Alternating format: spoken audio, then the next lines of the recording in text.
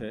तो जो चौहान अभी कह रहे थे कि जो टेक्निकल एस्पेक्ट्स है उसके जो इस पेशे में रहने की जो ज़रूरतें हैं, उसके अलावा आप उस आइडियोलॉजिकल पैराडाइम को भी आप कंटेस्ट करते हैं या उसके प्रेशर को फील करते हैं, जो एक तरह की हेजेमनी बनाना चाहती है, चाहे वो इकोनॉमिक ऑर्डर की हेजेमनी हो या फिर वो एक कास्ट सोशल रिलीजियस ऑर्डर की हेजेमनी हो।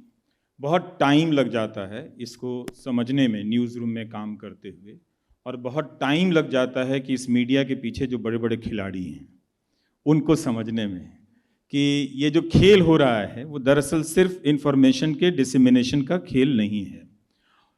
इसके ज़रिए कुछ और हो रहा है जो अपने तरह की वो कंजर्वेटिज्म को रेइंफोर्स करते हैं, और जो भी वो चेंज को डिफाइन करते हैं उसी कंजर्वेटिज्म के भीतर ही, उसी दायरे में वो उसको पुश करते हैं कि हाँ ये थोड़ा सा चेंज है। दरअसल दो अंतर आप देख सकते, मैं अपने यहाँ मित्र से कह रहा था कि जो चौहान बोल रहे हैं और जो दूसरी तरफ से जो आवाज़ आ रही है उसमें बहुत अंतर है। जो दूसरी तरफ से जो नॉन चौहान आवाज़ है वो एक तरह से वो कॉरपोरेट का एक लैंग्वेज है उसको बोलने का, जिसमें हर कुछ ठीक लगता है और होता हुआ दिखता है।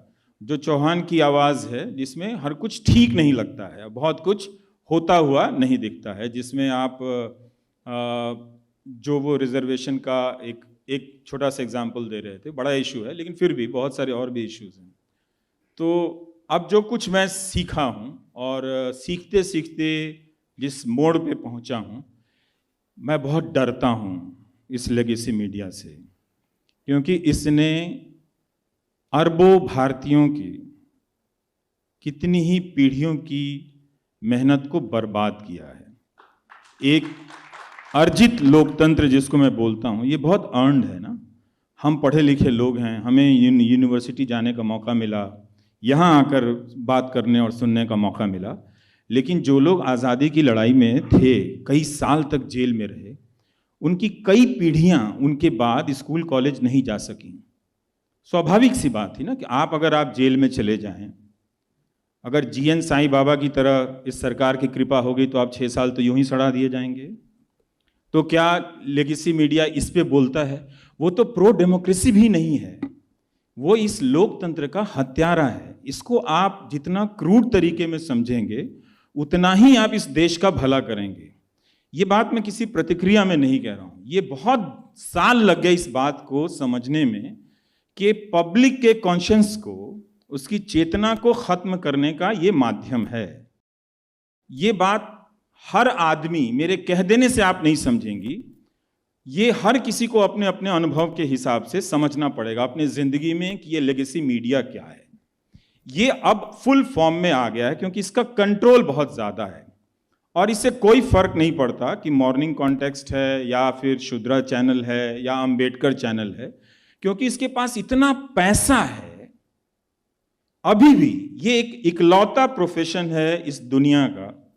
एक सर्जन को भी आप सर्जन की फीस देते हैं इसलिए कि वो बेस्ट सर्जन होता है, लेकिन आप गोदी मीडिया को ऐड क्यों देते हैं? तो जर्नलिज्म नहीं करने के लिए जर्नलिज्म के नाम पे हजारों करोड़ ऐड दिए जा रहे हैं। तो वैसे लोग तो आवारा होंगे ना, उनको क्या फर्क पड़ता है कि कोई यूट्यूब में क्या बना रहा है या कोई स्टोरी क्या कर रहा है।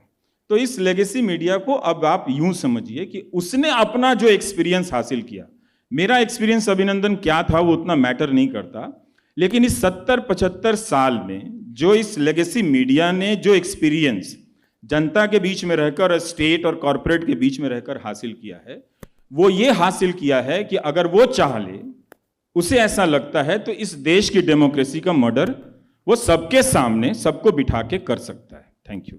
बाकी का जवाब भविष्य में है।